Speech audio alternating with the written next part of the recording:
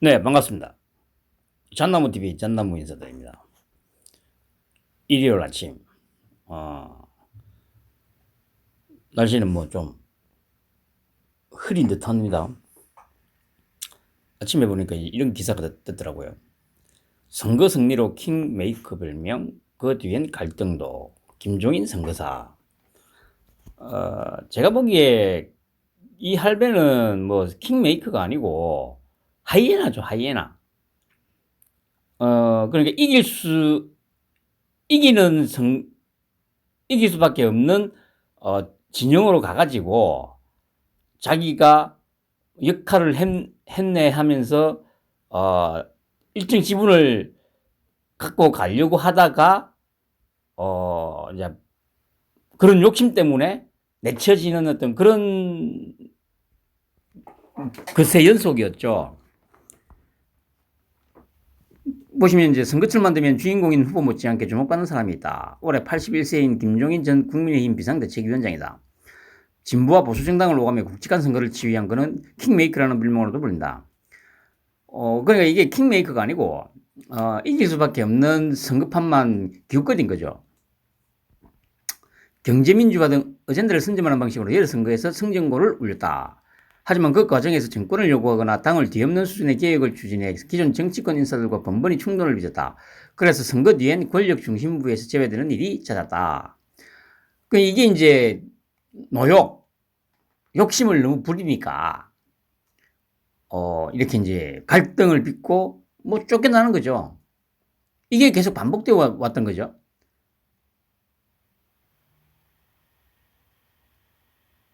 그런 걸 놓고 한 국민의힘 중진 의원은 정치 감각이나 선거 판세를 읽는 능력이 탁월하지만 그 끝은 항상 좋지 않았다. 뭐 어떻게 좋으라고 하는 얘기죠. 그러니까 감각이나 판세를 읽는 능력이 탁월하다는 얘기는 얘가 뭐 킹메이커로서의 역할을 한다는 게 아니고 그냥 판세를 봤을 때 이길 수밖에 없는 진영으로 가서 뭐 이제 자신의 이름 김종인이라는 그 이름을 올려놓고 뭐 자기가 뭐 킹메이커네 이런 식으로 떠벌리고 다닌 거죠. 김 전 위원장 스스로도 저서에서 박근혜 전 대통령을 도운 2012년 대선과 민주당 비대위원장을 맡아 치른 2016년 총선 이후의 상황에 대해 두 번의 배신이라는 표현을 썼다. 그리고 자기 입장에서는 배신이라고 할 수 있겠죠. 내가 이만큼의 역할을 했는데 왜 내 지분을 안 주냐. 이런 거죠. 김 전 위원장은 2022년 대선에서도 윤석열 국민의힘 대선 후보의 킹메이커로 거론되는데 시작부터 선대위 구성 등을 놓고 마찰함이 있었다. 과거 김 전 위원장의 선거사에서 빠지지 않았던 갈등 공식이 이번에 재현될지가 관전 포인트라는 반응도 나온다. 2012년. 그 당시에 뭡니까? 2012년 대선 때 뭐 저를 아시는 분도 뭐 있겠습니다만은 이때 저는 문재인을 찍었죠. 뭐 이 당시에는 제가 발갱이들의 어떤 그런 오래된 그 교육에 세뇌가 되어 있던 상태였기 때문에 그런데 냉정하게 판단을 해보면 이때는 문재인이가 이길 수 없었어요. 계속 여론조사에서도 박근혜가 계속 이기는 상황이었고 절대 이길 수 없었고 당연히 박근혜가 당선되는 선거가 맞았어요. 그런데 여기에 또 이제 그 정치판에서 오래 굴러먹은 이 영감탱이의 그 어떤 예민한 후각이 이제 작동이 된 거죠. 아, 이번에는 박근혜가 당선되겠네. 그래서 그쪽으로 간 거예요. 지가 가가지고 어떤 킹메이커로서 역할을 한 게 아니고 하이에나죠, 하이에나. 먹이를 찾아 산기슭을 어슬렁거리는 하이에나. 약간 후각이 예민한 하이에나죠.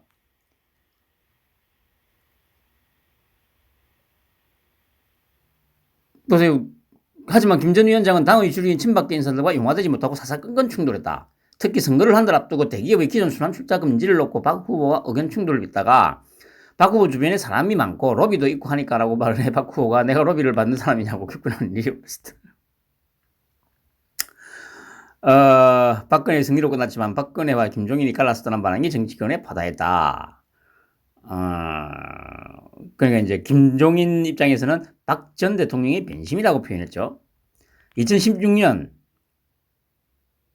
민주당 123석 1당 됐지만 친문 갈등 끝 탈당. 뭐 180석 이런 말도 안 되는 소리들을. 그 문제는 경제다. 정답은 투표다. 이래가지고 총선을 치렀다는 거죠. 여기도 보시면 그러나 이때도 해피엔딩은 없었다. 김 전 위원장은 선거 이후에도 친문 진영과의 불화를 씻지 못했고 특히 그가 발의한 상법 개정안의 처리가 지지부진하자 경제민주화 법안에 있어 나는 쏘은 사람이다. 민주당이 열의를 가진 사람이 없다고 당을 강하게 비판했다. 대선을 앞두고 민주당을 탈당했고 당시 문재인 전 민주당 대표는 내가 언론이 무조건 따르는 것은 정당 지지 맞지 않다며 비판했다.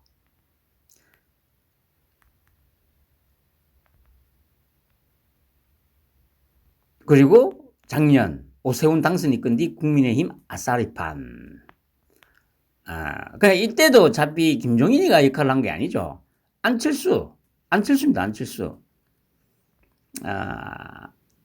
근데 이제 약간 주제에서 좀 벗어나서 얘기하자면, 지금 윤석열이 지금 파죽지세죠, 파죽지세. 늘 말씀드리지만, 뭐, 컨벤션 효과라고 계속 얘기를 하는데, 컨벤션 효과라기보다는 이제 밴드웨건이죠. 그냥 이대로 쓸려고 하는 거예요, 그냥. 더 이상의, 지지율이 약간 요동치는 상황은 발생할 수 있습니다. 순간순간. 하지만, 이거는 결정난 대세기 때문에, 판이 엎어지거나 하는 일은 절대 있을 수가 없습니다. 그거는 뭐, 이재명이 어제도 말씀드렸습니다만 이재명이 학교를 가고 뭐 아니면 계속 가든 후보가 교체가 되든 그런데 후보가 교체된다는 거는 거의 불가능에 가깝다고 말씀드렸죠. 후보 교체라는 의미는 이재명이가 학교를 가야 된다는 얘기인데 그렇게 되면 줄줄이 엮여 나올 거란 말이죠. 고구마 줄기 엮여 나오듯이. 그거는 지금의 야당도 제외는 없을 겁니다. 워낙 윤석열이 항상 얘기하는 입금 카르텔, 부패 카르텔의 이 커넥션이 원체 광범위하고 깊게 박혀 있을 거기 때문에 이거는 못 건드립니다, 이거는. 언론에서는 계속 특검이, 검찰 수사 특검, 그리고 이제 진술에서 이재명이라는 이름이 나왔다 하지 않습니까? 그러니까 진술에서 이재명이라는 이름이 거론이 되고 조수에 이름이 올라갔으면 소환 조사가 돼야 되잖아요. 근데 소환도 안 되잖아요, 지금. 그게 바로 그 엄청난 대장동뿐만 아니고 백현동 저기 다 해가지고 그 어마어마한 이권에 개입되어 있는 정치인들이 어제도 말씀드렸듯이 최소 4분의 3 이상 될 거라는 겁니다. 그 4분의 3에는 당연히 지금 국민의힘도 해당이 되겠죠.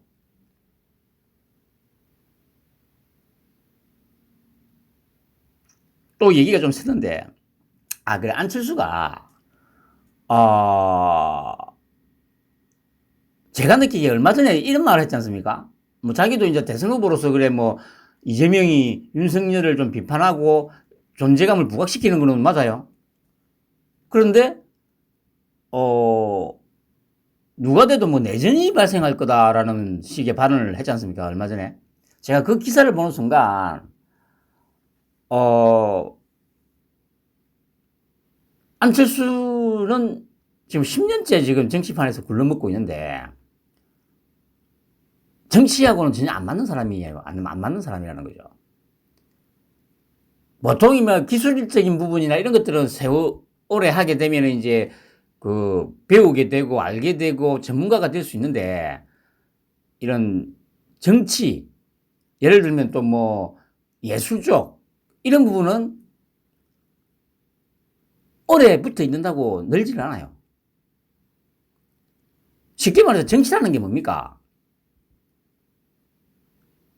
약간의 사기성이 가미가 돼. 쉽게 말해서 좀 사기를 잘 치는 사람이 정치를 잘하는 겁니다. 그러니까 물론 이제 그 사기라는 게 어떤 종류의 사기냐에 따라서 이제 그 정치인에 대한 평가가 달라지겠습니다만은, 그래 보세요. 윤석열이 보세요. 아직도 윤석열이 보고 뭐 정치 초본이 뭐 저 김종인에게 끌려다니느니 뭐 이런 말도 안 되는 소리를 씹으리는 것들이 많은데, 지금 뭡니까? 김종인이가 저기 다 굴복했잖아.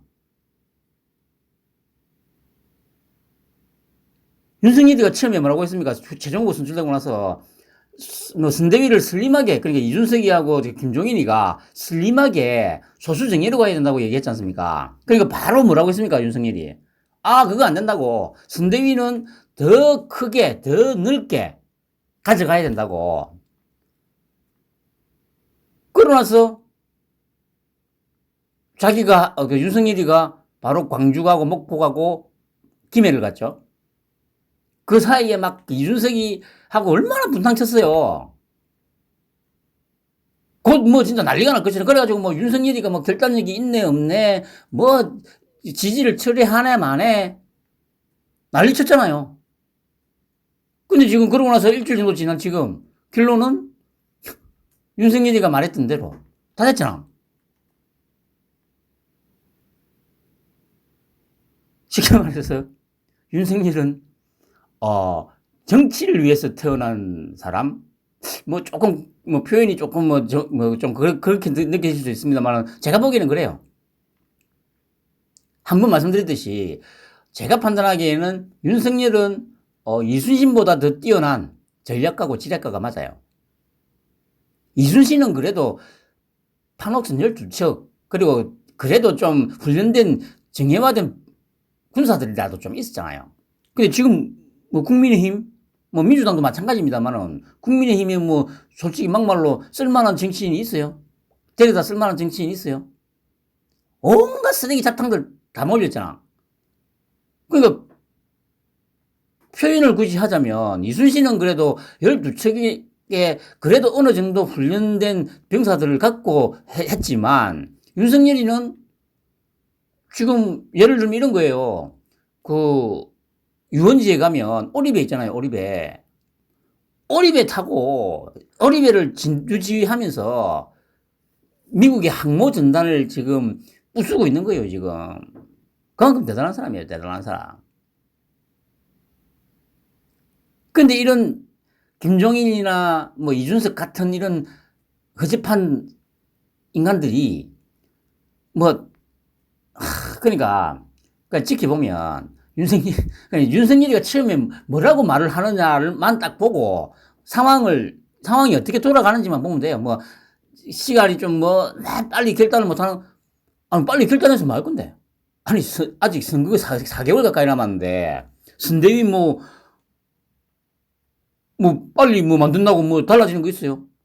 막말로 뭐 선대위에 들어오는 사람들이 정말 뛰어난 청약가가 있고 하면 모르겠습니다만은 방금 말씀드렸죠. 어차피 다 그냥 막말로 쓰레기들밖에 없는데 그 쓰레기들 데리고 뭐 할 거야? 그 말씀드렸잖아요. 더 크게, 더 넓게, 더 깊게 온갖 차탕을 지금 모으고 있다니까 윤석열이는. 그래서 제가 보기에 그 중에서 그나마 쓸만한 조금 능력도 조금 있고 좀 깨끗하게 이제 뭡니까 살아왔던 사람들 몇 명을 뽑아 쓰고 제가 보기에는 나머지를 전부 용광로에 쳐넣고 살처분 시킬 것 같다는 거죠.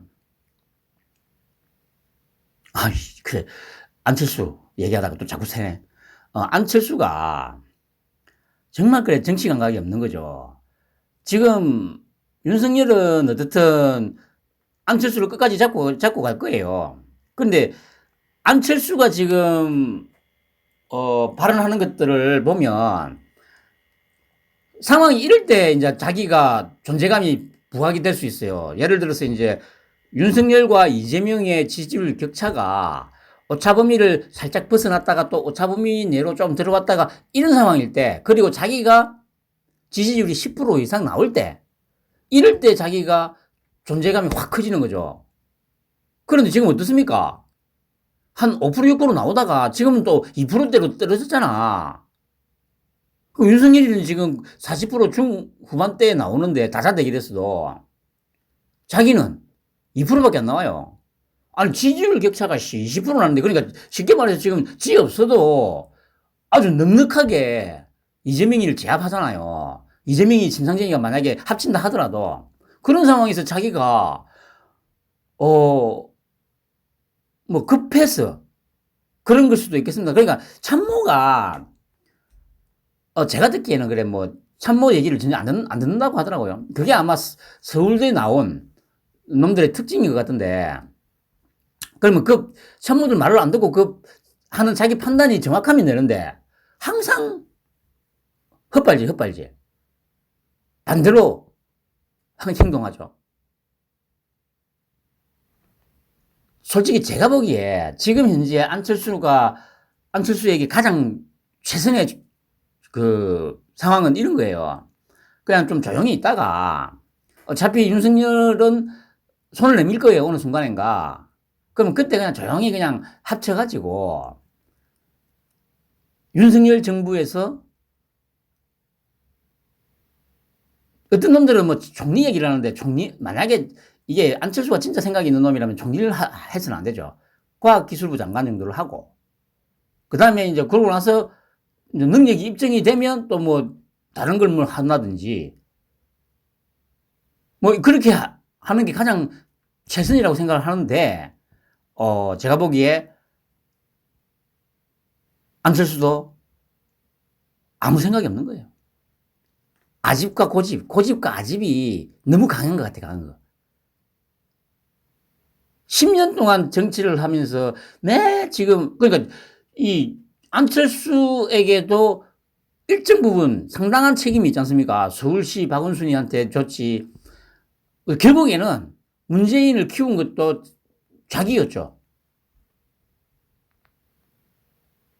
그럼에도 불구하고 10년 동안 변한 거 없고 그냥 목소리를 들어봐도 솔직히 답이 안 나오잖아요. 이 운명가들, 정치인들 뭐 이제 연설을 하거나 뭘 할 때 억양이 높낮이가 있잖아요. 강조를 해야 될 부분에서는 좀 강력하게 얘기를 하고 그냥 뭐 그 외에는 좀 평상시 평어체로 얘기를 하고 이 높낮이가 있어야 되는데 대표적으로 지금 현재 정치판에서 기웃거리는 인간들 중에 억양이 없는 정치인이 있어요. 지금 쉽게 말해서 책 읽는 것 같은 안철수, 황교안, 최재형 같은 이런 인물들 연설할 때 한번 들어보세요. 어떤 단어에 힘을 주고 또 어떤 단어에서는 힘을 빼고 이게 잘 되어야 상대한테 쉽게 전달이 상대도 쉽게 받아들이고 중요한 요점이 이거구나. 지금 보기에 그걸 가장 잘하는 정치인이 윤석열이에요. 윤석열. 많은 말 안 해. 딱 필요한 말만 하나 툭 던져놓고 너희들끼리 놀아. 그래놓고 자기 할 일 다 하고 와서 막판까지 싸우게 두고 자기 취할 거 다 취한단 말이에요. 이 4개월 동안 보면서 윤석열이에 대해서 파악이 그렇게 안 되나? 뭐 하여튼 얘기가 많이 샜습니다만 더 읽을 필요는 없고 그래서 말씀드렸듯이 김종인이가 처음에 정권을 달라고 하면서 온갖 목리를 부리고 지금 며칠 전까지 그랬는데 결국에는 뭡니까? 윤석열이가 처음에 했던 말대로 다 됐잖아. 이게 윤석열이에요. 이게 윤석열. 그런데 결단력이 없네, 뭐가 없네. 씨발, 결단해서 뭐 할 건데? 뭘 결단을 해? 통합. 잡탕 만들고 있잖아요, 지금. 선대위에. 온갖 잡탕. 맛있는 잡탕이 요리가 거의 다 돼가고 있으니까. 좀 기다려 봐봐요. 기다려. 김종인이도. 그냥, 정말, 뭡니까.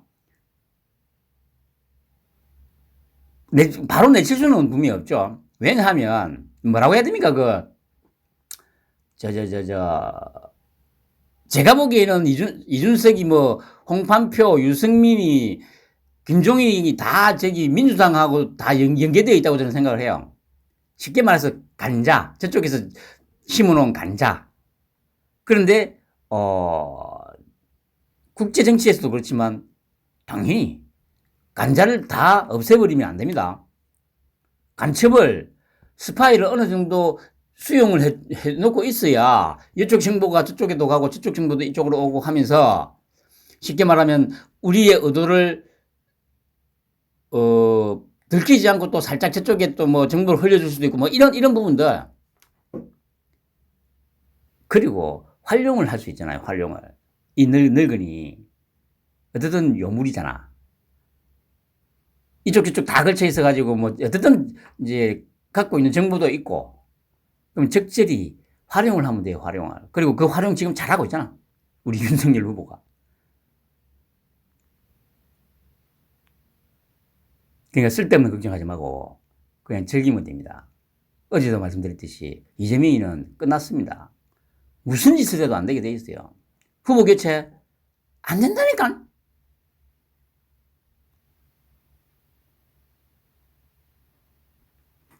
다음 주 이재명 지지율 29.X 한번 내다봅니다. 감사합니다.